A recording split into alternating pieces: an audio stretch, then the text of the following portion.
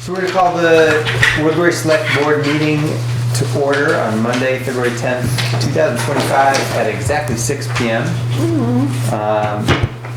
Any adjustments to the agenda?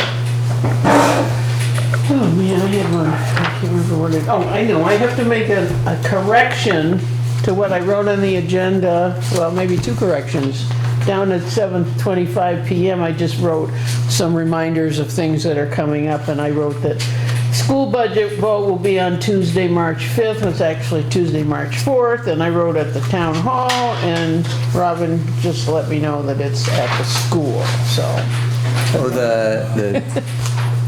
The school vote, the one on the Tuesday, March 5th is at the school. March 4th. It says the 5th, but it's supposed to be the March 4th at the school. Got it. Yeah. All right. I guess And then at some point, I do have some more information on the, an updated spreadsheet on the town office building basement. Okay. I think the only thing that I would like to just bring up, and it can be very briefly, and maybe we'll do it right after the town treasurer's report, is just a quick conversation about how training is going.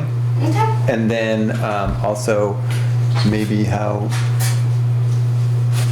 Brandy's not here to answer this question, but it's good to probably have it on the record, like how that is, whether, we'll talk about it then, but Brandy's role in training.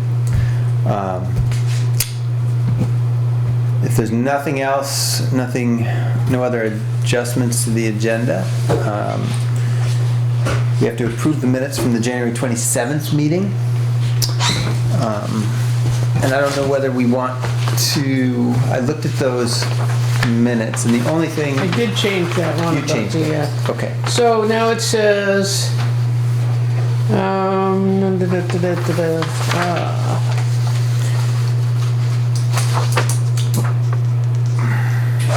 it says they've already used about half of the pile. If the pile gets too low, they may have to haul the rest of the contracted sand that they were unable to fit. If gravel construction is willing to open their pit, if the shortage gets worse and the supply can't be supplanted, I should have been supplemented maybe, it might be necessary to cut back on the amount of sand used.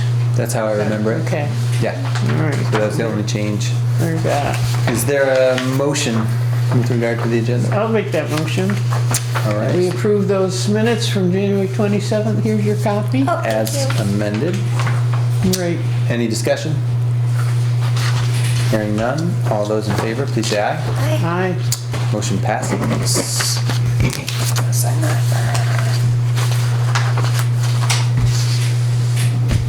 Oh, Michael. The only reason I didn't include the, your little litany of abbreviations was just because I didn't want to go to the third page. Okay. So, but I'm not gonna it's not forever. You should keep putting it on there. I hadn't even noticed. That is really helpful, though. I like that you came up with that. Yeah, that is very helpful. You're welcome. Moving on to public comment. I don't think we have any Bonnie's here for, but it's on the agenda for tax mapping. We don't have any other public who would like to make comments, so we will move on to the town clerk's report. We received the town reports in the office today. I know many people have already received them in their mailboxes, but the extras came in the office today. And we have to sign a corrected certificate of highway mileage. This looked like class 4 is being decreased by 0.05 miles. That comes from, where does that come from? V-Trans. V-Trans. It's something we do every year. And they had I've been We having signed one some, last time, right. but then Diana and Pam from the highway got talking and they decided they needed to get this adjustment. They were very confused about Nichols Dam Road. Okay. And so I went through it with Pam over and over, and I looked at old maps and new maps and other maps, and finally she agreed that class 4, whatever it was, 14 or 13, I think it's 13 I think it's goes 13. down to the dam, and then 14 goes off into the woods. And it's gonna be marked as untraveled, but not the, I mean, the dam road is just class 4, but the other part that goes over the dam and, over the stream and into the woods is gonna be marked as untraveled. Does that mean it's changing the designation? Like, was it designated as class No, it's 4? really, it's still a class 4, it's just really to let people know if anybody ever looks at it that, they shouldn't try to drive on it. Okay. Is that where the change in mileage came Yeah. from? Okay.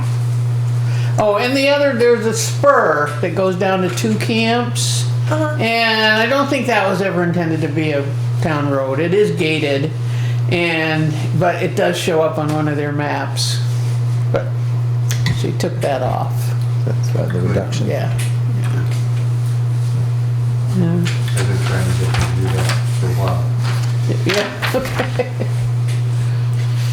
I don't think they're gonna care. I think they can still use their 911 addresses because there's only 2 of them.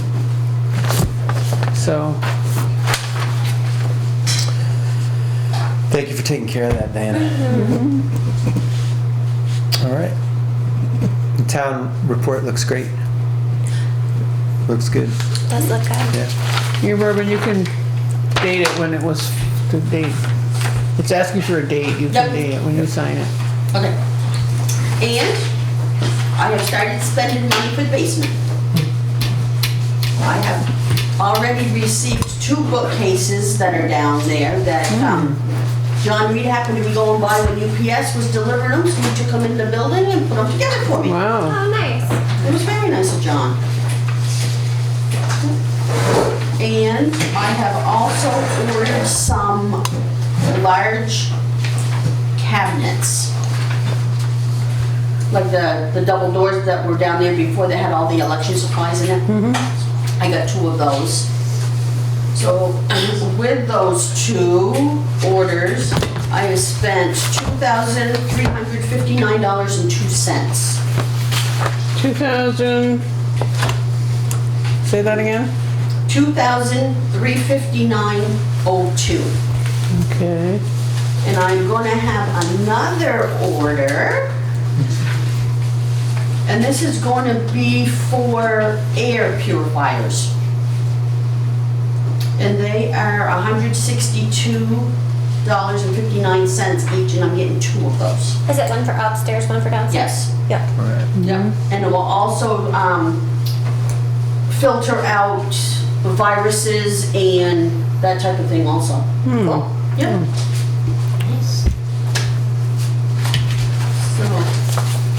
So, yeah, that's why I wanted to talk about that flooring again. 'Cause you should start bringing stuff down there, and once it gets built on, it's never gonna get a floor, so. right. we Do you need to want- go with that.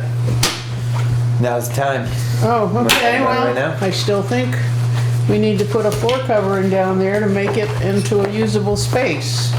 And Lizzie thinks we shouldn't spend the money. And last I heard from you was you thought it was just gonna flood again, which, I don't know, it's, maybe it will, but it never has except for once, so. Skip Marcassani got an estimate from the people who did his garage floor, and they would do that for $4,443, which is about $1,400 more than just having the vinyl flooring. So, plus I guess in the Berry City Hall, they had that done in the basement, and they had to close the City Hall one day because it stunk so bad. So what is Can you it? make suggestions? You need to ask to be recognized. It's You can. Robin asked what, What is it for a flooring that skips down? it's a epoxy, and it's a little, in his, it's got a little bumpiness. I don't know, they're probably different types, but it's just You're talking about a roll-on epoxy, like just a paint-on epoxy? well, Yeah, I mean, I don't know how they get it on, whether they pour it on or roll it on or paint it Yeah. on or whatever, but yeah, it's just, That's the same. it's not stuff in that they sheets, put in it's, Paris Lawn Oh, okay. in the floor. Yeah. Skip, get it. Yeah, it's just a roll-on epoxy like a garage floor. Yeah. I guess I would say that I think that that is gonna be, in the event that it floods, I think that's gonna be a little more resilient because it becomes Yeah. like integral with the floor. Yeah. Well- And like, you just kinda like wash it off at that point. And he said that because it's new cement, it won't be expensive, you know, if it was an old cement floor, they'd have to, you know, sand it down or whatever, but, Yeah. because it's all a new floor, I would be interested to find out what the actual product costs because $4,000 seems like kind of a lot to paint a floor. I think it's like, you have to hire somebody to do it. I don't think we Oh, can do because it it's the ourselves. toxic Yeah. oh, elements. yeah. Gotcha. Bonnie, you said you had a We're gonna have to suggestion? think about a new shop vac for downstairs too. Yeah, you should. Okay. Yeah. Bonnie, did you say you, yeah, go ahead. Carpet tiles. No. If they're worried about flooding, they're, Right, but that's the point, they just. They come up, Yeah. toss them Come out. right up, toss them right up, Yeah. they're not yeah, really, there's no labor to it, Yeah. there's no nothing to it, Yeah. and they're reasonably expensive, I mean, reasonably inexpensive. yeah. What, That's Chris? an idea. So you guys use this stuff. I think so. I think it's the same stuff. What is better about this than just like a concrete paint with a rough texture? You know, We haven't talked slip. about that and we didn't, and it hasn't been estimated and nobody has suggested it, so Yeah. I don't know. Well, I was just curious, like because I had the thought when we talked about this before that painting the concrete would be a nice way to dress it up, make it cleanable, prettier, but less costly. And I'm just wondering, This is definitely looks nicer. looks nicer. Yeah, it looks nicer. It's easier to clean. It's like a Yeah. very smooth Okay. surface, and you can put dyes in it if you Yeah. want to dye it a certain color. Okay. Yeah, it's definitely like a step up from just painting it. Yeah. Okay. And this is again the estimate from Country Floor for the vinyl installation. Tarcat in studio glue down luxury vinyl plank. And I would be way more interested in that if they weren't gluing it down, to be honest. Because I think that like, if it floods, you're gonna have places where it gets underneath, and then it's gonna be a mess to try to take that up. He said they couldn't do, and you asked me to check with, about the snap together stuff, and he said they couldn't do that because of the fact that there's a drain in the floor and it's not level all the way around, so that's what I was told. So, So they would go over the drain in both of these cases? no, although the drain is another issue. It doesn't have to, you know. Is the drains in the center of the room? Well, there's a drain over, it's over by the wall. They'll probably fit a grate onto it, right? Yeah, yeah. Yeah, I don't know, I mean, that's sort of another issue, but I don't know whether it's good to have that water draining just under the floor, into the ground. I don't know how much, but ever since we got the LP gas furnace, that's been going in there, and then eventually it's gonna, I don't know, float away, or... It just seems like, but Robin's got another plan. She was thinking of talking about having a big, not a big, but a sump pump in a sump with power to it and some kind of a hose going outside. You gotten very far with that? No, I haven't. Okay. But if we do that, can we then put the runoff from the furnace into that sump pump? That would make sense, yeah. And then we can do away with that little drain in Yeah, that floor. that would make sense. Except I think the drain, it's up to everybody, but I think the drain in the floor is meant to like, if you did have a spill in there, it's like Oh, yeah. water can drain Right. away. So I don't know that we Right, want but now it's got the little hose from the furnace going directly down there. I don't know why it's, how much water it Alfie. produces. Can't help myself. Yeah. Does this drain have a pipe going out of it? I don't think so. It's got a daylight. Let you know, I mean, I have not paid attention to it. I assumed there was a pipe. Like, I don't think it's just a hole in the concrete, Oh. right? So Maybe it's there not a is. pipe, it's gotta be daylighting away, somewhere away from the building. Yeah. So Maybe. you Put all the water you want in there. So how would we figure that out? To go- I would look run at a it. garden hose down it Uh-huh. and look around the building Yeah. to see where, if you could find any water coming up.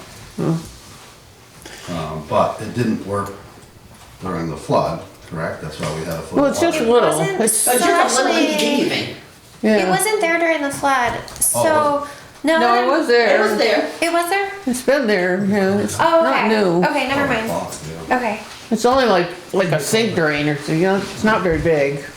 Yeah, so Usually they're about that size. Yeah. my first attempt would be to try to get that so we know that it works. Yeah, I agree. I would never plug a drain, especially in a basement. I would more put the effort into trying to make it work, make sure it does work. And then the other question I have is, we have, I'm always a little confused about where the money comes from for the basement renovation project. Like there's an insurance claim. Our insurance paid us $31,981. And here's an updated spreadsheet that I did. Thank you. I'm gonna give one to Robin. I'll pass that along. Okay. And,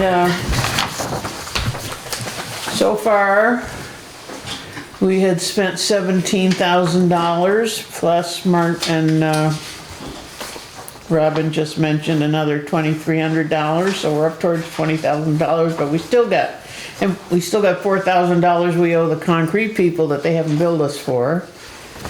So, Still have like 10 left over after that, right? what? Still have like $10,000 left over after Yeah. we pay the concrete people. And Chris, I had asked you to give some kind of a rough estimate of that door business. Yeah, well, the reason I haven't done that is I was gonna give it to one of the guys to do, and like I didn't want anything to do with it. Yeah. He was gonna do it, and then he tore his ACL. Yeah. So Yeah. yeah, I'll do that. So Okay. anyways, yeah, we still have money. The door itself was $562.79. Oh, Has it been delivered? No. No. Okay. it has what? No? No, it's sitting at our. And this is the small door? The one at the It's foot of right the at the stairs. foot of the stairs. Okay, 500 and what? 62.79. And the big door from the. did you They get a have price? not. They haven't. You said that was gonna be 700 or something? I think so. It wasn't Yeah. crazy. Yeah, so maybe $2,000 for the whole thing. Okay, so that that door from the, in the back, from the bulkhead isn't really a flood project, but it still needs to get done. So what about this as an approach? What if we do the rest of this work? It's not that much big a deal to move that stuff to the back room to put some flooring down in there, and we see what we have left from this insurance claim, and then make an informed decision about what floors we put down based Okay. on what we have left. I would agree with that, but with that little extra of looking at other work that needs to be done throughout the rest of the building. Other what? I'm sorry. Other work that needs to be done in the upstairs, like window replacement. Yeah, but that's stuff not like that. this, that's. But it doesn't matter what we spend the Well, money it- on. We can okay, spend it- well, like I've said several times in the last few months, looking ahead to making that room more usable, even though it's downstairs, so it's not ADA accessible and all that. But still, the building itself is pretty crowded right now. And in order to have a space that we could use for other things like odd meetings and people who want to look at maps and things like that, you know, it's, I think it's just a investment into the future. That was my reason for pushing the whole thing, is that, Well, the floor Like the way it have is an now, it's still opportunity- usable space. The way the floor is now, it's still I usable know, but space. it's not like, yeah, okay, it's I- still usable. I would Yeah. feel like the windows for getting replaced upstairs would We take a put higher- money in the We budget budgeted for for that. We did do that, didn't we? There's lots of other things we could do, but Yeah. Well, unless there's like a strong reason not to do it, what if we take care of this other work? Like I said, I don't think it's going to be that big a deal. Anytime you put floors down, you have to move some stuff. And we see what we have left once all the work's done that has to be done. And we make a decision about what floors, or if and what floors to put down. do you want me to contact somebody about painting? I would like to explore that route. I think like that could probably be a lot less expensive. Do you mean painting floors, or do you mean painting Floors. floors? Okay. Yeah, if you don't mind, Diana, I think, that'd be a route that to me might make a little more sense. Who would you, do regular painters do that, or is it a specialty? Do you have Can a imagine floor it's painter? not much of a specialty. I could check with Nikki Ma. I'm sure she'd be more than willing to, I'm sure it's just Okay. about finding the right product. Okay, All right. I'm up. You're up. can I have that paper back from the, no, the one from the company in Williston? It's right here. Oh, okay, thank you. All right, thank you. All right. Hi, Lily. Hi. Okay, so total cash in over the last 2 weeks is about $15,778.04. Majority of this is with delinquent taxes coming in at $15,414.04. With the remainder $364, land recording, dog license, etc. For expenses, payroll is at $10,721.52. And accounts payable is at $16,075.98. We had one transfer, and I think it's incorrect on this report. We had a transfer to checking of $8,000. That makes sense. Other business, almost finished up with January's bank recs, and 1099s and W-4s have been sent out, and people should have received them by now. Great. So you still have Tom coming in to do the bank reconciliations? Yes. And is that an ongoing thing, or is that something that? It is, you'll he has been doing it because that's one thing that Brandy thought, there should be a separation between the treasurer and the assistant treasurer who does the bank reconciliation. Yes. And he can do that at home, from home, I'm pretty sure. John, did you want to? That came up in the audit that Powers and Sullivan did a few years ago. Okay. They suggested that that be reported directly to the select board as well as to the treasurer. Okay. So, All right. Good to know. And how's it going? Good. Yeah. I think I'm getting a good grasp on everything so far, as one can in the span of 20 hours over the last week. Yeah. Definitely have a plan forming in my head of how I want to organize myself and get myself up to speed on everything. So things seem to be falling into place. Yeah. Great. Thank you. And then just so the board knows, is Brandy there with you 20 hours a week, or are you? How is it? I guess how's that training process going? It's flexible. I think after the first or second day, I felt pretty comfortable. Getting up on the email, getting things figured out, worked out, and kind of exploring in NIMRIC. Yeah. Try to figure things out for myself, and then Brandy's there to answer my questions or point me in the right direction or show me how to do something if I just had absolutely no idea what it is. So, Okay. yeah, it's been good. Good. And she's available for you to call. Yeah. Great. Yeah. Or email or whatever it might be. And then the only other thing that I wanted to bring up is that we probably should have a conversation with Brandy about, like, Brandy should be compensated for her time that she's doing this. Right. And we just have to, Don't- as a board, figure that out. Has she with said her. anything to you about being appointed as the assistant treasurer? Yes. Oh. Yeah, we've talked about that. And I believe that's where we're moving forward. I think that was the last thing we had talked about today before we left the office. Just the paperwork she Yep, signed? the paperwork. So we should have that paperwork in. Oh, So so she's willing to have you appoint her. I mean, that doesn't Yes. have to do anything with, Yep. anything to do with us, it's just between you and whoever. Yes, You that's my appoint, yeah. understanding. Okay. Well, that'd be good. So she'll still be on payroll, Yeah, even though for a minimum, it's yeah. And I fewer believe, hours. I think the conversation was that that may change come March, Uh-huh. but for the time being, that's. Okay. Okay. Thank you. All right. Any other questions for Lily before we move on? Please. Town office a couple days and Brandy and Louie were going over things and it seemed like a really smooth transfer of information and, you know, it just had a great vibe to it and it's good. Yeah, she's been a great teacher. It's good to hear. I guess we'll move on to Bonnie. Thank you for coming. You're next on the agenda for the tax mapping contract. Tax mapping contract. So I didn't realize how many people would be here, so I'm not trying to have enough packets, but who should select board? Start with us. All right.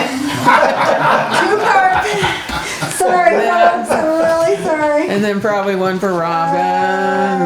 I'm giving you too much Thank there you. on that. Seems like your packets. Thanks, a little Bonnie. And then maybe John, you want? No, John doesn't need to be involved, okay. Thank you. Michael came, I have my copy. I got 1 left. Do you want it for the record or? Right, is that right? Okay, all right. Okay, so a little back story. This is a two-part packet deal here for your information. I became a lister last March, and in working through our district manager and being trained, it became very clear, Woodbury has not updated its tax maps with the state of Vermont since 2017. So we're not, the state has no idea what we're doing. We have people coming in and saying, I've applied for a current use permit, and the state has a totally different map, but this property was subdivided, 2 years ago, and I bought 15 acres out of the 50. We don't have any record of that. Because our tax maps are paper, and nobody's digitizing that and sending that information to the state. We're about ready to gear up for a reappraisal, and it's gonna be key that our maps are up to date. Okay. Or we're gonna flounder and we're gonna spend a ton of money paying that person doing that reappraisal to backtrack back to 2017 and look at every property transfer that has happened since then to figure out where our map should be. That's a lot of work.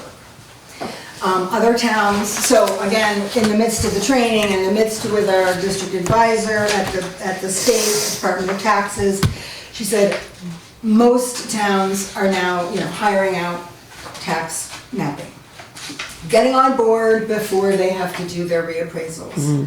Because it just makes everything so easy. And then you hire them, it's a maintenance contract, and every 3 years they come in after just to update. And they So- did, I'm sorry to interrupt.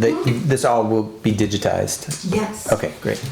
So, this has been sort of a 6-month process that I've been doing. The top sheet sort of shows you the timeline of where it started. It started with the district advisor, and I spoke with her in this packet. You'll see an email from her. Her and I spoke at length, and when we were done that conversation, I said, Barbara, I need you to put all that in writing. So she did. So the second page is her email. And in that email, there are many, many links. I have her email up here, and I can just sort of show you that where the state of Vermont has Woodbury right now.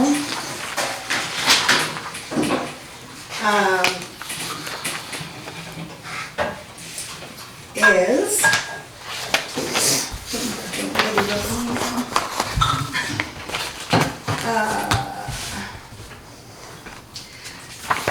so Woodbury, it's a color-coded map. I'm going to pass this around. It's a color-coded map, and Woodbury is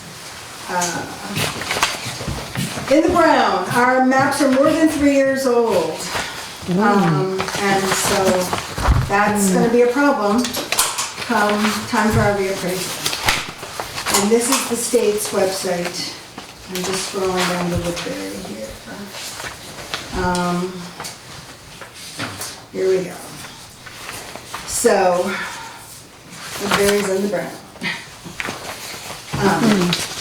As far as our tax mapping, the state is recognizing us as being basically out of date. Okay? Okay. Uh-huh. Well, I hate to tell you how long it was before 2017 that we had it done. It was like in the 90s, I think. Okay, so, all right, so after having this extensive conversation with the Department of Taxes, I moved on to, okay, who does tax mapping? I found a packet of folks who do Vermont, New Hampshire, New England. I picked 3 who do Vermont and New Hampshire. And I called all 3, spoke with all 3, and gave them our information on our town, how many property parcels we have, when the last time we had tax mapping done, and asked for proposals and quotes. That scuttled down to 2, so one of the 3 quotes bowed out. Incidentally, in November, I spoke with Callis and got a reference on one of these potential tax map folks. And then it came down to 2, and so just reaching out several times, we get a proposal, can we get a proposal, can we get a proposal? The one that came forward and stood out as the #1 choice was Christine Chamberlain. She does Callis and Stowe and Ferrisburg, Weybridge, and Duxbury. So on the first packet, you'll see that she has a proposal. This Christine Chamberlain has proposed out her scope of work, and it's quite extensive. So you'll want to look at that. And then the last little packet is her actual proposal. So she has, again, a summarized scope of work, the cost of what it would be. She's included her references, and she's also included her resume. So the cost of the tax mapping is going to come up at $8,200. And when I started this process, before I even started this process, I spoke with, I believe it was Brandy at the time, and she said that the listers have $10,000 in their training, which you're not using. I signed up for all the free trainings. There isn't, it's just been sitting there. It's not being used. I've spent $10 of the money since I became a lister. So we still should have $9,907. Yeah. Right. So we could actually pay for this out of the lister budget, and I suggest that we do that. And that was according to Barb. Yeah. She said that was okay. Yep. Yeah.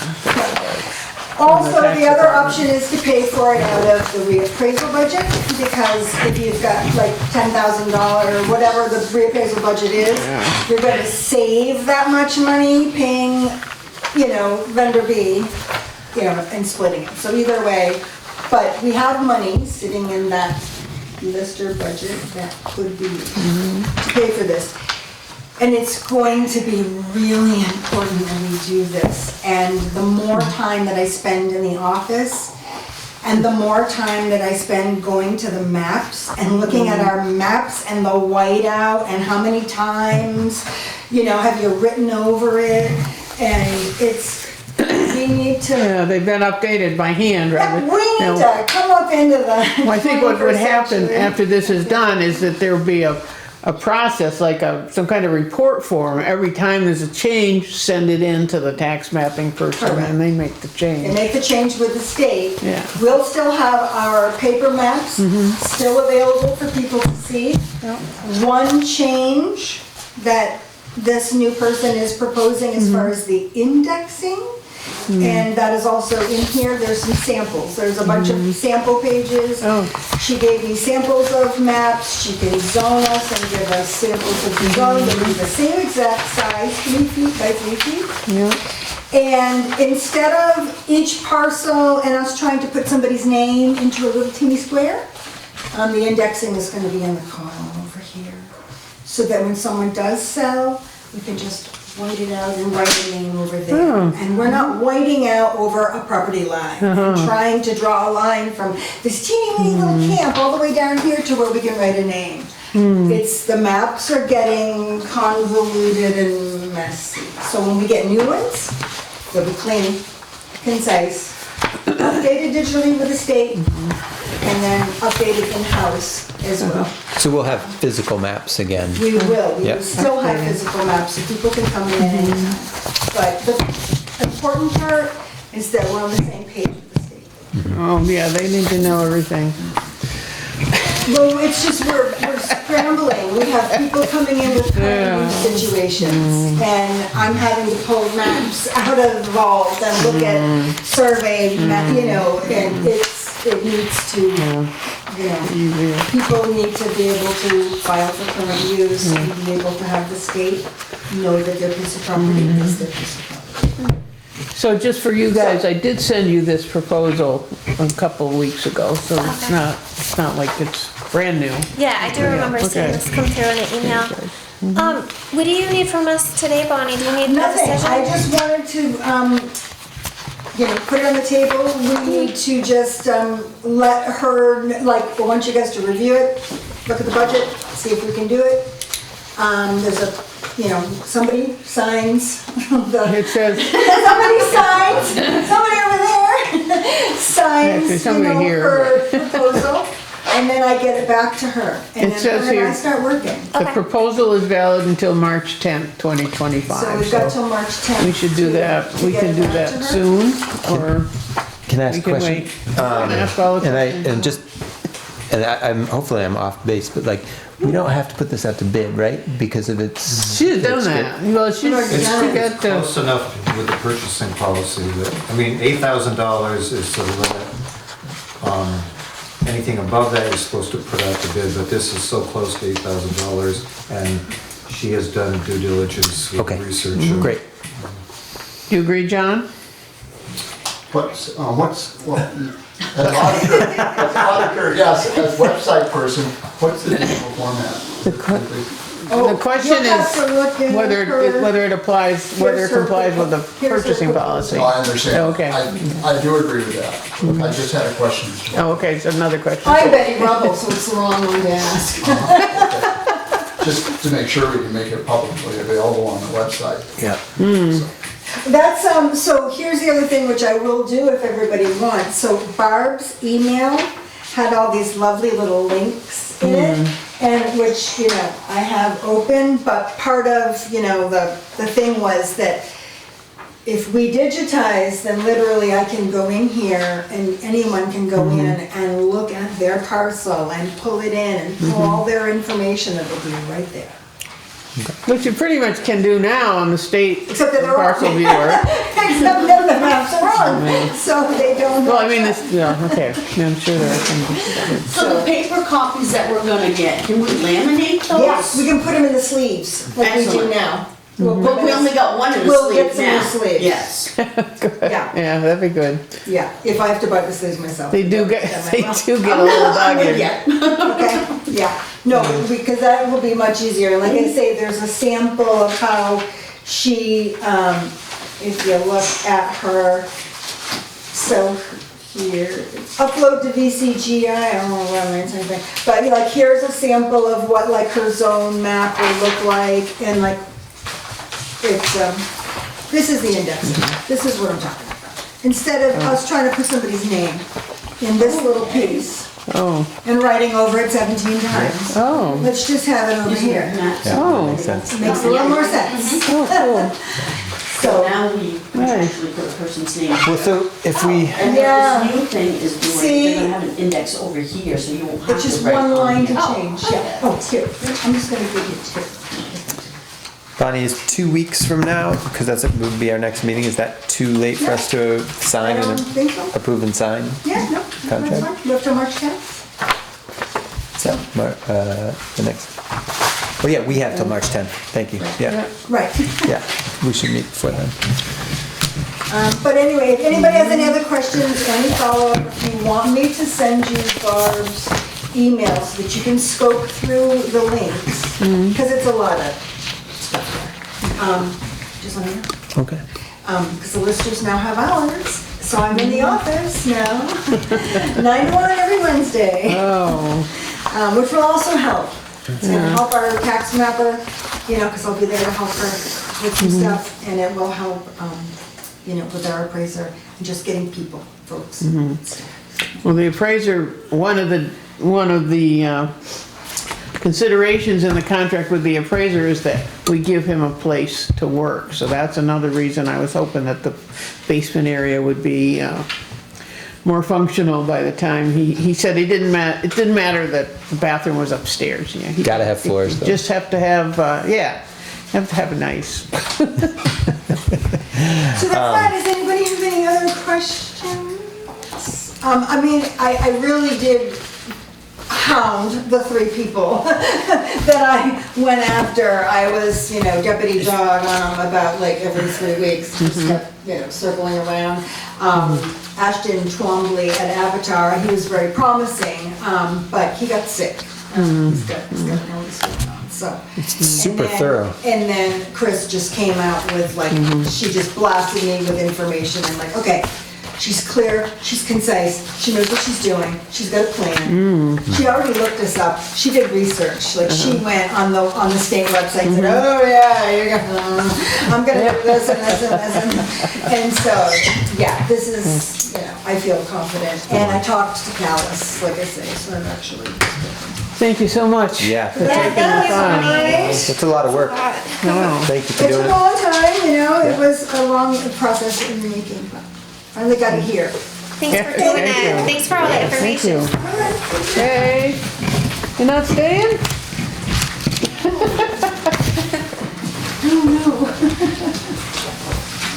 Thanks, Bonnie. That's nice to have that in our hands. Mr. Reed, thank you for being willing to be our ethics advisor. Sure. Yeah. You're also on here for the AV, the Zoom progress report, so. Yep. The exciting part of me. Just thinking of when Bonnie came in, we couldn't find a Wi-Fi password for this room.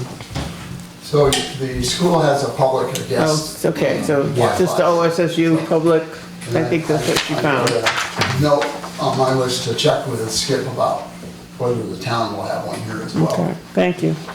But the school one works okay. Okay. So ethics.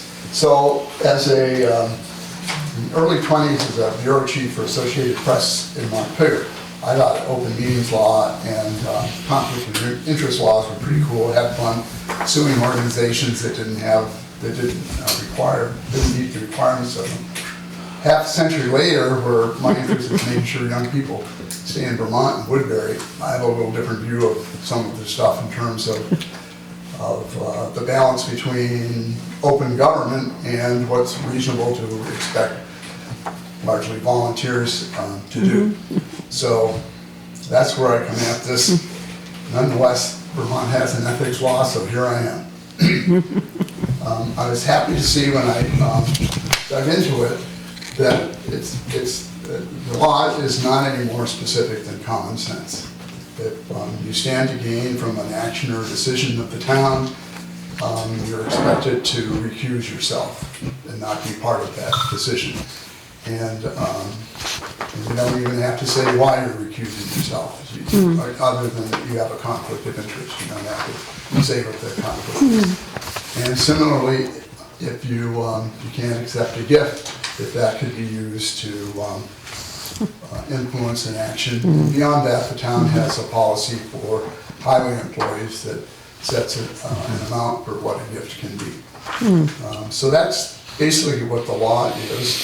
The state has set up an ethics commission.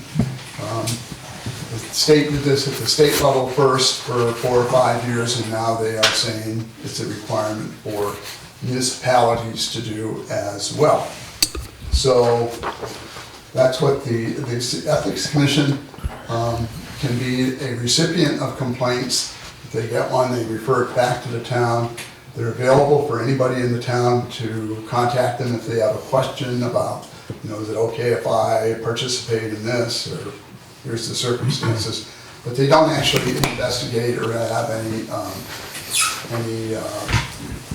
judicial role in this. So the things that you have to do in each town is go over the law, explain the ethics commission, appoint a liaison. So we are well down the list here. Ooh, perfect. I talked with a web person who has posted the ethics statute and local policies on our website, so that's done. The people who need to take training, which the State Ethics Commission offers, are listed here. It's about a 45-minute video. Happily, I don't do videos well. They provide a transcript of it as well, which can be read in about 10 minutes or less. And then they have a checklist of 4 or 5 questions at the end. So the only 2 other things that the town needs to do is enact a procedure for handling complaints and post that on its website. To get something started, I put together a draft motion. There's no hurry to adopt it, so if it's something you want to consider, it can be taken up at a later meeting. One key part of the complaint process is the town has to decide whether it's okay for people to file a complaint anonymously or whether they have to provide their name. My suggestion would be that you allow anonymous complaints. You can always change it if that appears to be being abused. And that concludes everything about Vermont's ethics law. So. Can I just add something about conflict of interest?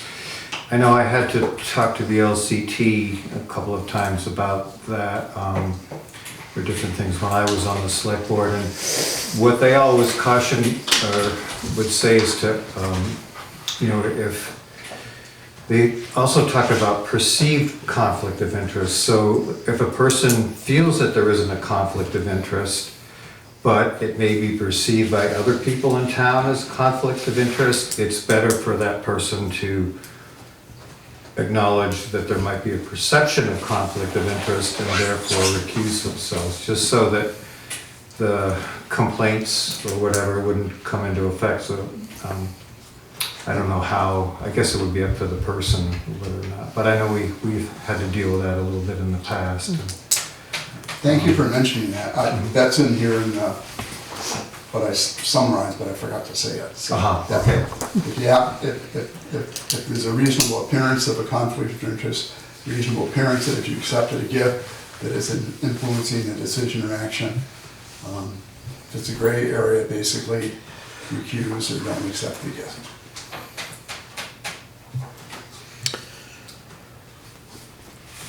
Questions from the board or anybody else? Yeah, one question. How do we access the training, not the video, but the written version? I'll send an email around to everybody who's on the list. Okay, The thank State you. Ethics Commission has a link to it. Okay. So, And do we need to, when we do it, do we need to somehow show that we've done it, or we just have to do it? Given that there's this law, it seems to be pretty reasonable so far in terms of its implementation. You self-service it. You Okay. put in your name, you get a certificate emailed to you. There's nobody that reviews it or anything like that. Okay, It's there's no actually- test. So they have a record of who's, Simpler and more straightforward. Okay. so they have a record of who's taken it. Yes. Yeah. Because you have either read the thing online or watched the video and you answered the questions and, But they expect the town to keep track of Oh, who's Oh. taken it, and I'll put together a spreadsheet Oh. and do that. okay. Excellent. And so this is, we're supposed to enact procedures for handling complaints. And you suggested this. I move that the town of Woodbury adopt the following procedure for handling ethics complaints, that such a complaint be directed to the town's liaison to the State Ethics Commission, who shall investigate the complaint and report the findings to the select board and auditors. So that would make you the person who takes the complaints, and you would It approve? would, and it would be very easy to You're okay report with the that? findings to the auditor. From one pocket to the other. So I guess I'd like to make a motion that we adopt that procedure. All right. Any discussion? Does Michael, do you have a copy of this? Yeah, Okay, so you have that. yeah, I have the motion, and I'll, You want me to make it again? Or can you? no, I can copy it from here. Okay. Thank you. Hearing no other discussion, all those in favor of approving the motion for procedure for handling ethics complaints, please say aye. Aye. Aye. Aye. Motion passes. So I guess as long as we're doing it, we should probably just deal with item 7 here, which is to decide whether to permit anonymous complaints. All right. I would go with John's suggestion. I don't know whether we need a motion for that or just, I guess it can't hurt. Might as well. Yeah. You want to go ahead and make them? Okay, I guess I would make a motion that anonymous complaints should be allowed. All right. So there's a motion that anonymous complaints for ethics violations are to be reviewed by the liaison to the ethics committee. Any discussion? Hearing none, all those in favor, please say aye. Aye. Aye. And motion passes. All right. John, thanks. It makes our work easy. I should just mention that, Buck did something that said that the liaison has to be a member of the select board or a town employee. So looking broadly for definition of town employee, nothing in state statute, but common definition is someone who does work on behalf or for the town, whether they're paid or not. So I think I'm covered by doing the town report, but I just wanted to mention that. But you do, but you get paid, you could get paid as an auditor, even though you might not want to. But you're in the Just book as far mention as. that in case you bump into it, Okay. that you don't go, ooh. So is it reasonable that we visit this at the next agenda and see if we can all have taken the ethics pledge and done that by the next meeting? Mm-hmm. All right. I'm sorry. By ethics pledge, do you mean the 10-minute reading? Yeah, the training. Yeah. Maybe it's not an ethics Okay. pledge, but the training. Maybe by the next meeting. Oh, could so have we done would that. also, yeah, Yeah, and okay. we'll just, at the next meeting, we'll put it on the agenda, just to check in and make sure Okay. people are, have done it. I should have said they have till September, I don't want to lower expectations. It would be better if we only had till the next meeting. Sometimes I just don't wanna watch the news anymore, so I could do this instead of reading New York Times We online. used to send out every year a letter to different people with elected or appointed Yeah, positions appointed, about yeah. some of this stuff and other stuff like harassment, etc. Do we still do that, and would that be a format where we could let people know that they should do this?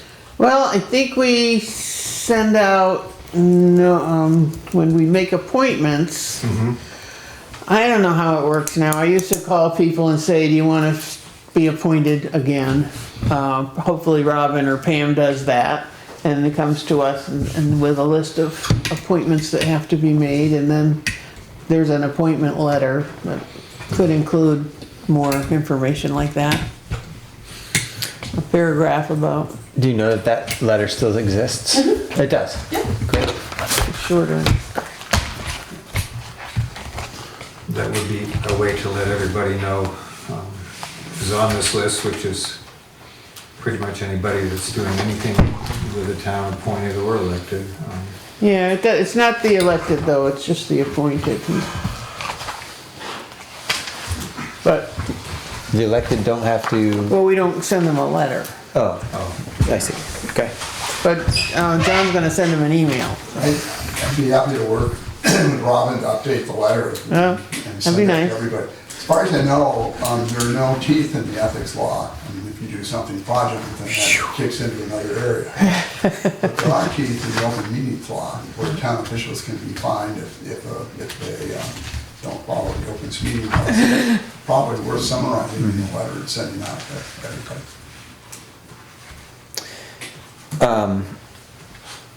And maybe this is not the right place for it, but would it be wise for, right now, like I'm using my personal email as for select board business. I don't really want to change it because it's like something I view every day and like I don't want to go to a third email every day. But I know at the OSSU, they have a school email that they encourage, not even encourage, they require any board member to have a separate email.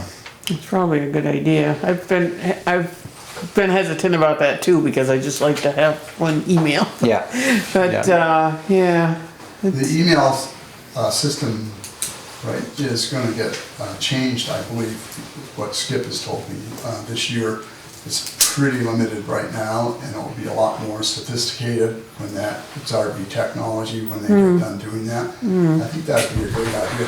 I mean, email is discoverable, so if someone sues the town and you don't have separate emails, right? They have all your emails. Someone can get to all your emails. Yeah. Yeah. Yeah. Okay. But maybe your suggestion would be to wait until RB does that work? I think so, I think Okay. you just be repeating it. You're supposed to do that 24th. Oh, okay, good. Do you want to talk about Zoom? Or maybe Diana? No, he told me, that he was working with the possibility of using this guy for Zoom, and I really wasn't interested, but I said, I'm not the one that makes all the final calls, so he should tell you too. All right. So, So I got, so it turns out the school's not using this either because they lost the remote. And so I bought a remote for the town, for the school. that was tricky. So there's some great things about this screen. One is it's big. Yeah. It's here. You don't have to lug it in and out. Yeah. It means that if you set up a laptop for a Zoom, you don't have to worry where the screen is in terms of people being able to see it. So now you just take the laptop and put it wherever is best for the camera on the laptop to be. Sure. Because you can see over there. And the last thing is it's got really loud speakers. I came and tested it the other day, had Taylor Swift going full blast. So you don't have to set up any of those speakers. And so with just All right. one cord, Oh, which I got, it would go from maybe the table over there to the monitor. You'd have both a monitor and the sound system. So, Michael brought the crate of COVID gear back to the basement now that that's done. And we both agreed that's probably gonna spend a lot of time down there. Because really, except for a meeting at town hall or in the school gymnasium, you got everything with that thing and with this thing. So, in my interest was making it easy for you to be able to do a Zoom meeting. What you do with that is completely, so we could possibly do like meetings where people could watch or could participate. yeah. in this, yeah. We have control over, we still have control over that, so. Right, if we So did. people can't just, they'd have to raise their hand or be recognized Exactly, and exactly. whatever. It's not a- But somebody would have to be monitoring that, which is another It's not issue that, that's, not that difficult. no, okay. John, is that an HDMI cable that you It have? is. Because there is one in the black box. I don't know how long it is. I got it out and it was a little too short. Little too short, I got okay. that one. So are you suggesting that we would do every meeting, have the Zoom option? So, most towns do. I don't know if there's any appetite in Woodbury for that. It might, maybe, I don't know, maybe something possibly ask at town meeting. Maybe try it for a meeting after town meeting or something. And, if there's interest, great. If there isn't, I think the main thing is knowing that, if 4 o'clock on a Monday afternoon, you need to have a Zoom meeting, that somebody just needs to snag the laptop at town office, or it could be brought to every meeting, and you're ready to go. Or we have a bad weather event, or somebody's unwell and wants to attend a meeting by Zoom, that you have the capability to do it. I certainly haven't heard anybody say, I wish the Woodbury Select Board did its meetings in Zoom, particularly since they're available to watch on Hardwick TV, so. So you said you had reservations about it. I just really don't see We've the always need. had reservations. Yeah, anything, I still don't have a cell phone, so there you. But, yeah, it just, somebody would have to set up a link, right, that I would have to put in the agenda when the agenda goes It out? doesn't change from meeting to meeting, so Oh. it would Oh, just be okay. boilerplate, Mhm. so. How time consuming do you think it is to, like, for each meeting? If this was something we did as a standard practice for every meeting, Yeah. how much time do you think it would take the person designated to make it happen? To set it up, 5 minutes. 5 minutes or less. What would you say, Mike? Yeah, 5 minutes, I would agree. I guess I'm kind of having the thought, as much as I hate, I'm not really a technology person, and I also don't love the idea of taking on new things. If it was something we were gonna do, it seems like it might be better to just make it a practice to do it every meeting, so that way, if there is a request for it, it's not like 6 months later, we haven't done it and everybody's forgotten how to do it. So at least it would be staying fresh in our minds. And I'd be happy, Michael too, but I'd be happy to also, Yeah. to make sure it's running smoothly and, come for a few meetings that. Great. What do you think? Give it a try? I wouldn't object to it, I wouldn't make a motion, I just. I don't know that we need to make a motion. I Ambivalent, think but we if you could just guys, if you guys think it's a good idea, I'm not gonna object to it. Why don't we give it a shot? Okay, I think it's a good option, and I also think if it's not something we're doing, we're just not gonna know how to do it when we need to. It does make it easier for people who don't live in Woodbury, like the time a couple meetings ago where we had a couple people connect with us through Zoom. That way they don't have to drive to Woodbury. There's some people that were sometimes, like a technical person or whatever who might live over in the Burlington Like a area. consultant or, Yeah, Yeah. and then that way. it'd also make it easier for people who don't live here in the winter. Who might like to see what's going on. Well, None of and I it- also think if, They don't vote, so. as long as one, correct me if I'm wrong, but as long as one board member is here, the other two board members, if it needed to have happen, could join remotely. Because you're never gonna see me here again. I'll be over at the gym. So, That's true. yeah, I believe, but we have to have one member present. Skip? As long as you make sure that you put the link address on the agenda, so people can access it. Yeah. Yeah. Well, maybe we'll do that for next meeting. Yeah. Give it a shot. I'm here, happy to. Do you want one of us to learn that? I mean, it kind of makes sense, think we right, should. for one of us So to. so I've done one Sheeters for this, and so my interest is making absolutely sure that you can do it yourselves. Okay. So,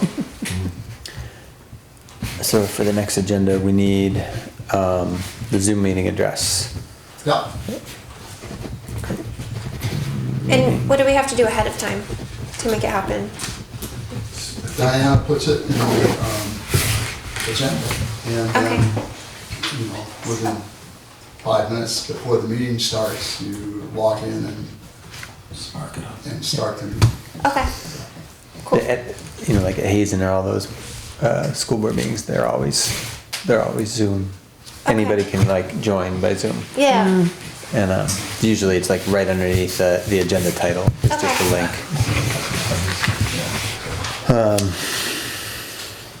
Thanks, John. Sure. Oh, just one more thing. So I wonder, Robin, do you usually come from the town office when you come? I'm just After gonna I come by and every time I come up here, taking the laptop here. Would you mind bringing it? not at all. Okay.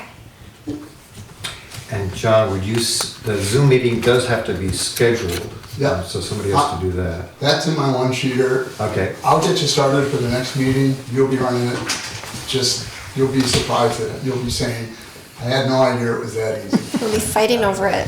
And I could do that as a select board assistant, but it would be good it's not hard at all. Yeah. Okay. Yeah. Go ahead. Yep. Can I ask a question, You- John? Yeah. Could you put it as a recurring meeting? For every, Oh, sure. every other Monday night for Yeah. the next 110, every other Monday night? Skip just made it, took one step out. Great. Perfect. Thanks again. Alfie. My report's pretty boring, I must say. Just a lot of snow plowing. Yeah. Lots of snow. Daily. Yeah. Just keeps coming, I don't know where it's coming from, but Like 2-3 inches every day, it really adds up. yeah, no, it's getting to where it's getting hard to find a place to put it. Yeah, you're gonna have to start cleaning up the intersections and like that. Yeah, we started putting the grader together today so we can push it back, get the chains on. Hopefully tomorrow we'll get the wing on it, and then we can start making some more room. It's been a few years, Yeah.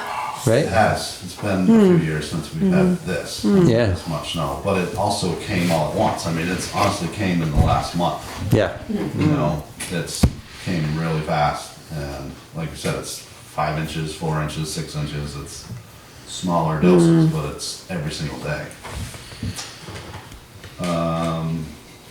Trucks are holding up, guys are getting tired. Sure. We're all getting tired.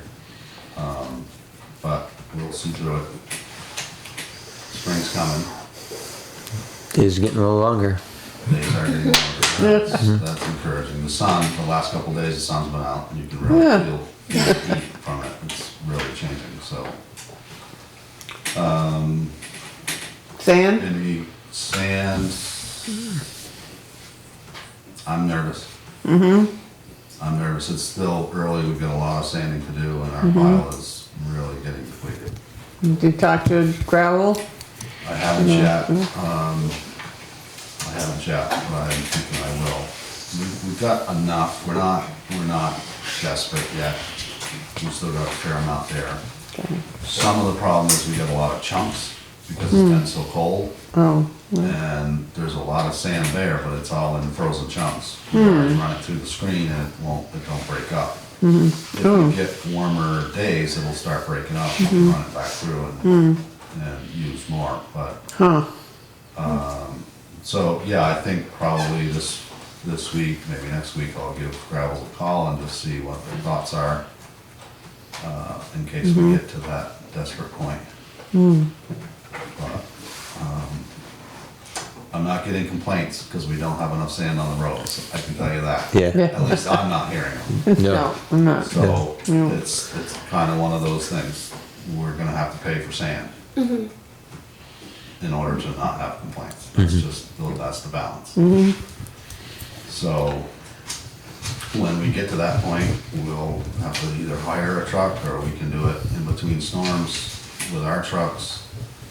It's a fair amount of work because you gotta take all the tire chains off the trucks and undo it, and then calling for snow tomorrow morning, we gotta stop early enough to put the chains back on, so we're ready. So it's a nuisance. Yeah.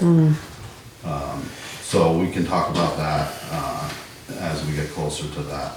event happening. Just didn't have enough room to bring it all. Is that right? Like that, Correct. yeah, whatever, 600 yards that we still had there. Yeah, Yeah, okay. yeah. So is there any, and this is a question that maybe is a dumb question, but is there any place that we could expand so that we could, next year or the year after, bring all the sand that we purchased? I don't think there's a way on that lot. Okay, You know, it would be a new lot or a different piece of property. okay, Maybe up on the corner, we could put a little bit up there and just use it up first. when you say up on the corner, you mean, We have a little small chunk of land on Dog Pond corner. It's the corner of. Dog Pond and Tebbets. oh yeah, oh I saw yeah, you running right at the bottom. Yeah, yeah. that day. yep, Yeah, so the town owns that little corner. Yep. And we store gravel there in the summertime, and we've got our trailer there now, we just, you know. So that's an option, we could put, you know, a couple thousand yards there maybe, and just use it up first, so we're not trucking over, you know, all winter long. yeah, So that's an option, it's not the best, because, you know, every day you gotta drive the loader over there to load 2 trucks or whatever, it's just, so it's not ideal. But yeah, in future years, I think we should definitely look at, you know, finding a better place or a bigger place for more. and then if, in the event that you feel like we're gonna run out of sand and we need to, use it, like sparingly, what does that look like? As that look like just sanding, laying down less sand on the roads that are not bus routes, and There's a couple ways, we can do just when we go out sanding, we can do hills and corners. So the straightaways don't get the sand, that would cut down a lot on the usage. We could go out less frequently, you know, on these storms where it's snowing all day long and it's just covering up our sand as fast as we put it. The best defense I've been using there is to go during the times that the buses are running. So we try to sand in front of the bus in the afternoon, try to sand in front in the morning, and the rest of the time we're not sanding. So we're not just going round and round with sand. yep, So there's that, but yeah, if we get to desperate measures with our sand pile, we'll probably have to go to sanding just the hills and corners. We can't get away with no sand, it's just not. yeah, of course, yeah. But I don't think we're there yet. I don't think that we want to even attempt that right now.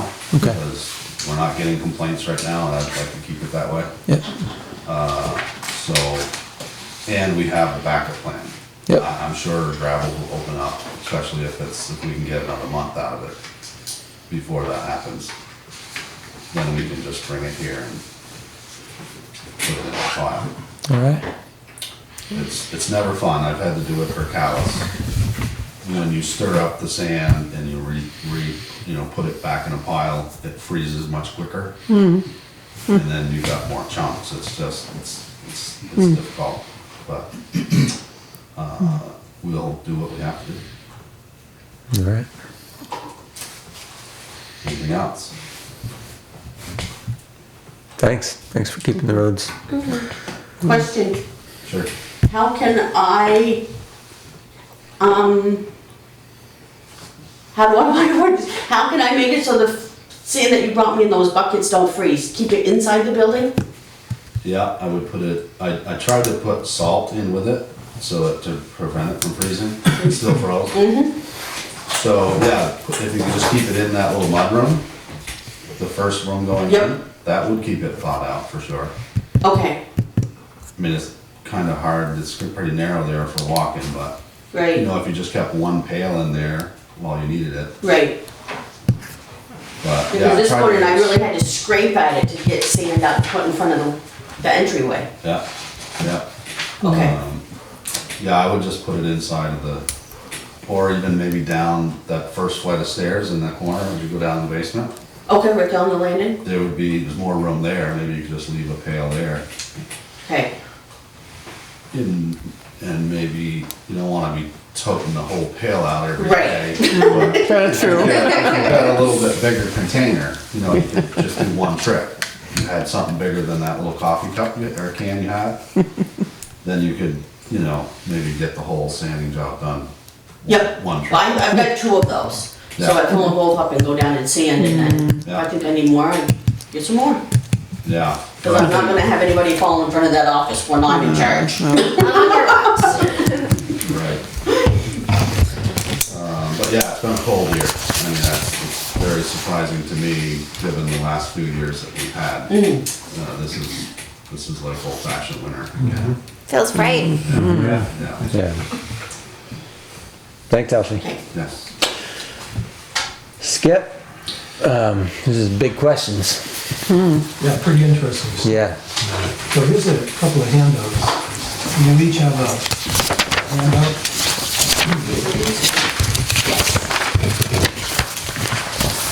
Okay, so the disaster 4720, July 2023, all 16 projects comprising of 64 separate damage locations are now in the post-award monitoring and amendments phase. Part of your package is this FEMA snake. And Excited about that. you can see, it's almost like a game. Oh, yeah. You follow this little tile chart down, and where the 4th row farthest left, you see the arrow. So the post-award monitoring and amendments, everything is done, all the money has been obligated. We're in receipt of most of the money, and I'll get into that later. So what's left for Danielle and I to do is issue quarterly project reports and write for any time extensions, amendments to any of the disaster inventories as applicable. So we don't anticipate doing any amendments to any of those projects or damage inventories that we completed for the July 2023 floods. Item number 2, there are no changes to the mitigation projects. And those are the town highways 23 and 24. And so part of your package is also financial report from the Department of Public Safety, number 8. And so on January 31st, I signed that financial report, number 8. So Livy should be receiving $815,250 in the next couple of weeks. Wait a minute, the 815,000? Yeah. We're gonna get that before we even spend it? Yes. Cool. Well, I feel it's better cool about in that. It'll be sitting there. Yeah, However, we cannot spend it again on anything other than these mitigation projects. well, of course not. So Alfie can't get your truck and you can't get your floor. So, anyhow, that being said, and there's an issue. So let me step back. We have a brand new state of Vermont coordinator. Again? So far for FEMA, we've had 5. This is our 3rd for the state. So we can recall back some of the emails I've been having, email correspondence between we and the state indicated that we could use some of these excess funds for these bridge projects for other mitigation projects in the town. And those projects would be Michael York projects, the brick projects, and the Buck Lake USDA project. So that being said, when we got this financial report, we received 2 documents that looked like they were just kind of thrown together, saying that any excess funds, all of a sudden now, we have to give back to the state of Vermont, which flies in whatever you read in FEMA. You know, FEMA says, once they're obligated, it's yours, you know, but don't spend it on anything else but mitigation projects. So I don't know if the state is making their own rules up, but was interesting. So that document came from the state, not from the federal And government? there's a copy of that in your package too. Yeah. And it's under the heading of the Vermont Department of Public Safety. And the next to last paragraph, this is what bothered me. It says, I certify that if the expenses associated with this project are less than the estimated amount is initially determined, and if any overpayment has been made, we will return the excess funds to the Department of Public Safety. So, Pretty clear. you know, when you certify something like that, you put in your neck on the line. And so, I didn't want to sign it, so I had Diana sign it, better she than me. I signed it, I didn't even read it. I know, You told me to sign it, I jeez. asked you to sign it. I trusted you. So what I did is I signed the financial report, but I withheld these two documents that Diana signed. I sent another email requesting clarification on what's changed, why has it changed? And I sent all the email documentation that I had from the previous state of Vermont contacts saying that the funds are yours. Once they're obligated to you, FEMA doesn't call them back, but you have to use them for mitigation projects and you have to naturally do all your documentation. So I sent that out last week and I have not heard anything from our new liaison. And that's a federal, the new liaison Is state. is state, okay. So we do have a new federal one. Yep. Yeah, she's like 6 weeks into the mission. So this new one is a week. So presumably, money is distributed from the federal government through FEMA to the states, which Right. then gets allocated to the towns. Right. And if there's any money left over, the federal government's not asking for it back, They are but the not. state government is asking for it back. And they're not gonna turn around and turn it back to the federal government. They are not. Yeah, okay. So, Sounds like they need to follow their own ethics. well, you know, I don't know, what the state finances are. I don't know if the new administration is compelling them to do things that are different from what used to happen. So I just, I'm not that plugged in. I don't want to be that plugged in.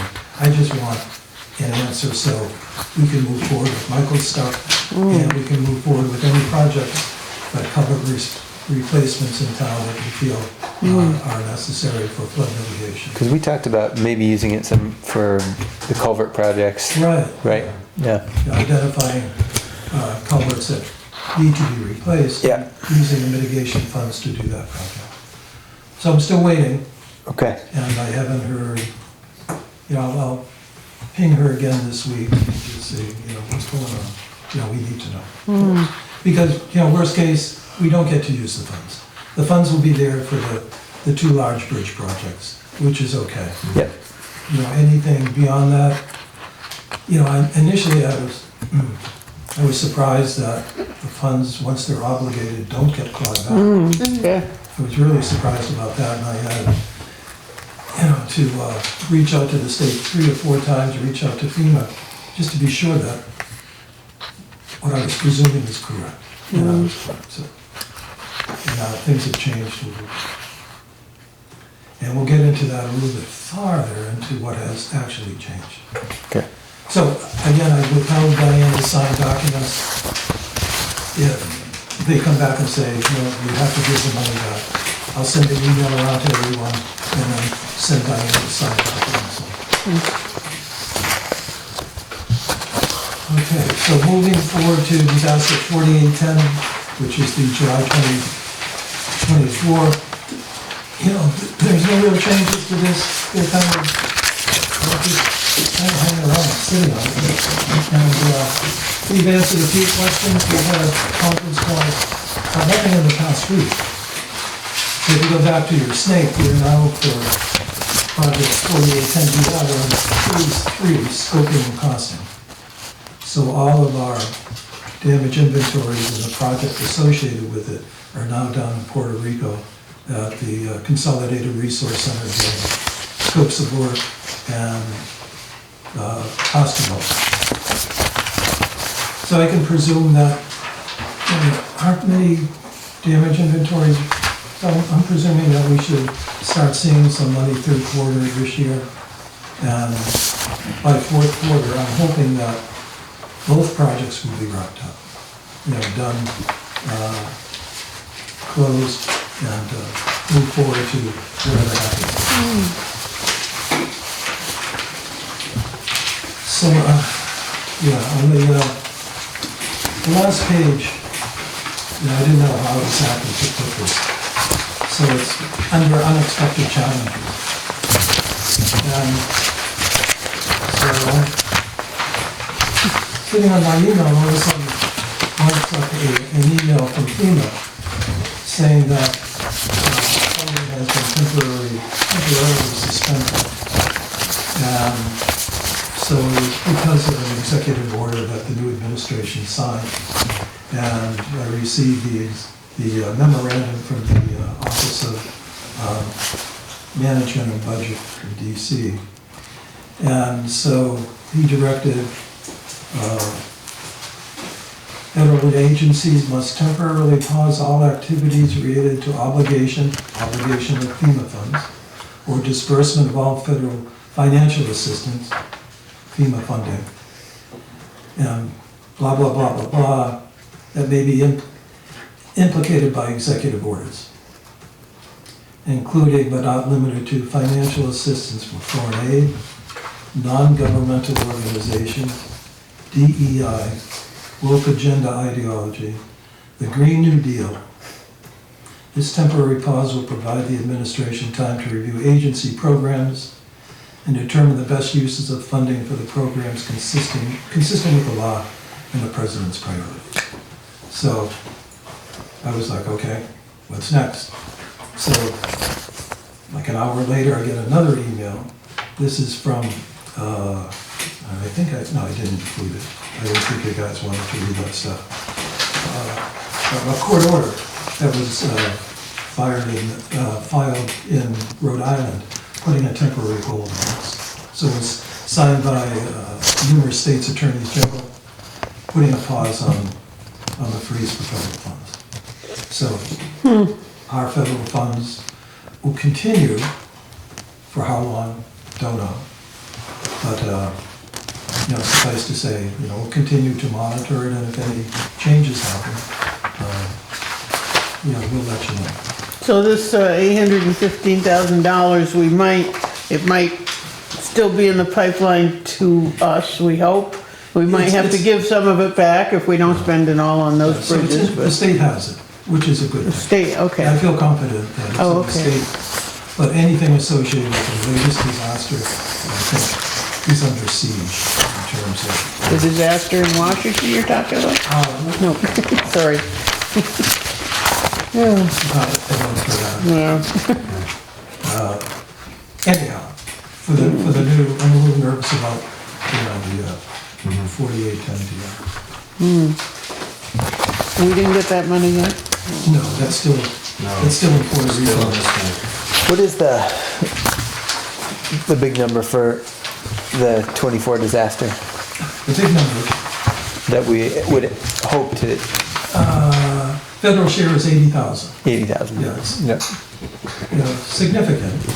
The state share will be probably $12,000, so about $90,000. So if you'd like, I could send you the memorandum I received and a copy of the court order, if you're interested in reading through that. Pretty interesting. Some of the stuff that I read here in this executive office of the president, from the Office of Management and Budget, is just incredible. I just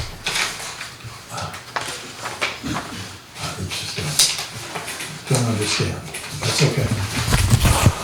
Woke gender ideology, I can't believe they use phrases like that. Well, thanks. Wish I had more answers, but Guess we'll wait and see. Feel like we're not the only ones. Yeah. the first project is moving along, so, Yeah. and that's the biggest number. Thank you, Sketch.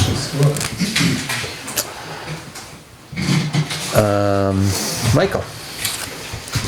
Okay, so I sent an email to the person at CVRPC that was working on the grant agreement for the Emergency Watershed Protection Program. That's the USDA grant that we have been awarded. He sent, it was on my computer when I got home from my afternoon obligations. And, Today? it was pretty complicated, yeah, today. And I could have printed it out, there would have been a bunch of pages, I could have thrown it at you tonight, but, you know, Get back to the next meeting? yeah. Okay. So, and then there was one, the actual grant agreement, my computer, either my laptop or my PC were unable to open it, so, so that's an issue, which I'll try to figure out tomorrow. But anyway, that application, the grant agreement is pretty much filled out. There were a couple of town numbers that I was able to provide. So we just need to get it in a form that I can present it to you guys, and we can, you know, maybe take 2 weeks to look at it and decide, I mean, whether or not we want to sign that grant agreement. And again, you know, with the financing, I have no idea what's going to happen with this, or, you know, but I think we should still proceed as if it will happen. And if it doesn't, then I've just wasted a lot of time, that's all. The other that's not mentioned here, the Buck Lake watershed sort of study, which is a Vermont Emergency Management FEMA thing. I have yet been able to get past this barrier of getting a FEMA Go kind of pass. Skip tried to help me once, and even he couldn't get me there. So A FEMA what? it's another barrier of sort of digital internet connection so that the people from Vermont Emergency Management can work on this application, and they can share it with me so that I can add information to it. So, and they've been trying to help me get through that, and they haven't been able to help either. I think Skip and we're gonna meet at the town office this week, and hopefully we'll be able to get it done. But in the meantime, they are working on the application, the people at Vermont Emergency Management, based on the material that I sent them with the pre-application last fall or whatever, that kind of got sidetracked. So the two grants that I've been working on are still kind of in process, but again, you know, I have no idea what the financial situation will be, whether or not they'll even be, you know, available. So, so that's where that's at. But I would like to still, I mean, they're worthy projects, and if we can speak them through, I think it would be a benefit to the town, especially the village here. So my suggestion is just let me go for it, and we'll see whether I make it to the finish line. But I have my doubts.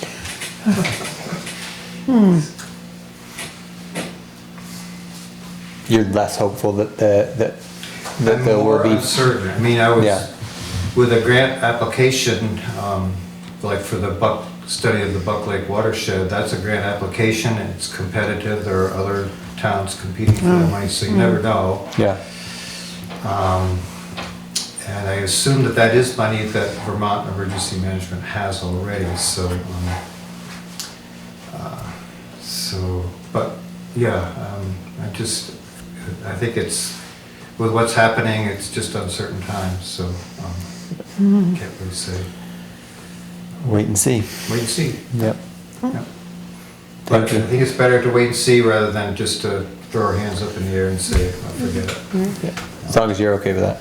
Yeah, I'm okay. Well, the person that was working on the grant application is still working on it, right? You Yes, said you sent it- that's what they said. Oh, They're okay. working on it and they're waiting for this FEMA GO.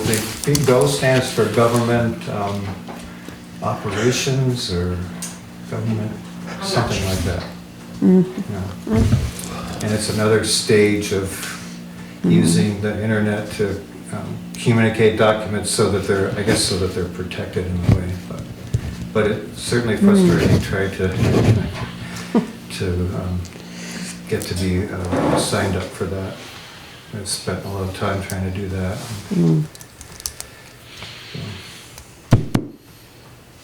Thanks. Thank you. And I think, Diane, I don't know whether there are,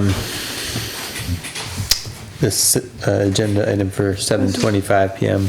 Really not an action item, I just threw it in there because, just another way to remind people, of important dates that are coming up. Thank you. And I don't know whether Steve might have something to add to that? I do. All right. Briefly, I've attended 2 trainings on town meeting. One was a town meeting prep, and it had mostly to do with the warning, the agenda, and so forth. And the second one, more recently, was town meeting tune-up. It was specifically for moderators. So those were useful to me. There's one thing that I learned from the first meeting, the first training, that I'd like to bring here and inform you about, and that is that the pre-town meeting forum, which we're holding on the Thursday preceding town meeting, that is technically a select board meeting, and it's subject to the new open meeting laws. Specifically, it'll need to be recorded and posted. And I'll volunteer to moderate it if you'd like. Thank you. Yeah. So I just wanted to let you know that it's subject to that recording and posting. So, We can always audio record it if we don't, or with a Zoom, we should be able to video record it. Seems like a great Yeah. thing to do, Zoom. Yeah. they have a big TV right in the gym there, All set. up on the stage. All right. That's all. So, you think you can handle an audio recording? Yeah, I think we'll probably do a Zoom recording, If right? Zoom, you would allow more people in town to come to that. Yeah. Yeah. Stay at home, which would be. So posting, there's no agenda, so I don't know what, but, I mean, it's posted here, it's posted in the town report, it's We'll probably will have to do an official posting though. another posting? Yeah, I think so. How, is that a week in advance that we have to have that out? I think No. the 27th or the 28th, no, 20, I think it just needs to be. If it's considered to be a select board meeting, according to Stephen, you would just have to do the 48 the hours. 48 special hours. meeting, yeah, Okay. 48 hours. Warn it like any other select board meeting. Yeah. Yeah, it's the 27th, right, yeah. And then so we'll need that, when do we meet, we meet again before that, right? Right. Yeah. Okay. So, pre-town meeting.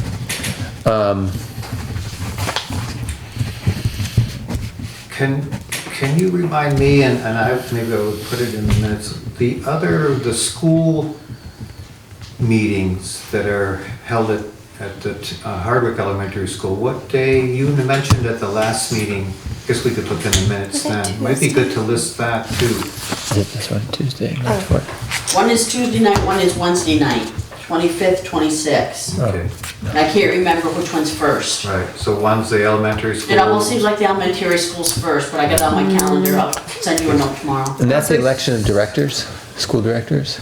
Yeah, Okay. yeah, and whatever else, I'm sure. And do we have anyone that's I interested? don't know if anybody's running for the elementary school post or not.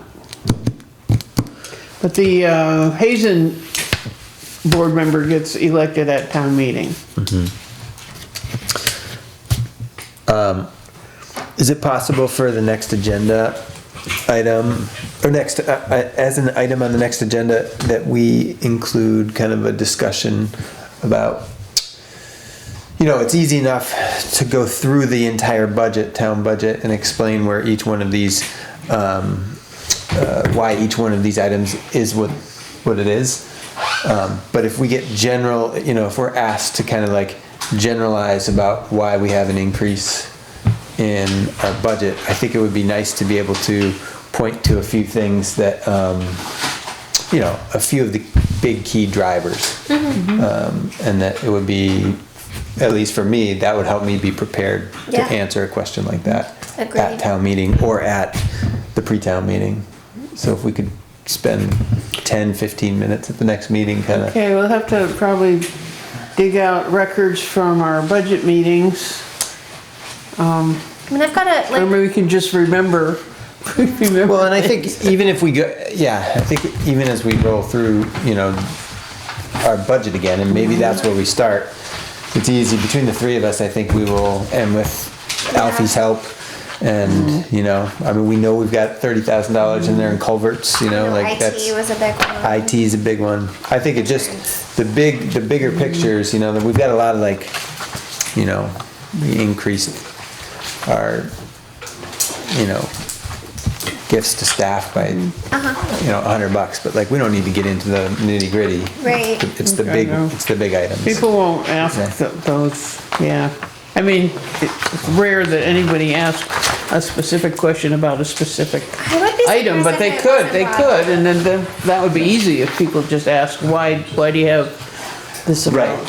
that's what I mean, I think people will say, why is the Generally. why is this Yeah. budget bigger? And I'd like to be able to speak intelligently to that.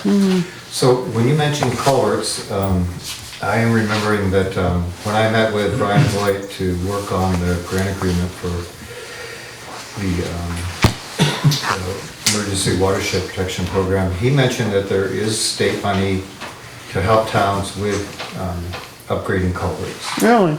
And that if we were interested, he would be willing to pursue that for the town. So I didn't, you know, I didn't know if we were or not, but that's why I thought I'd bring it up now.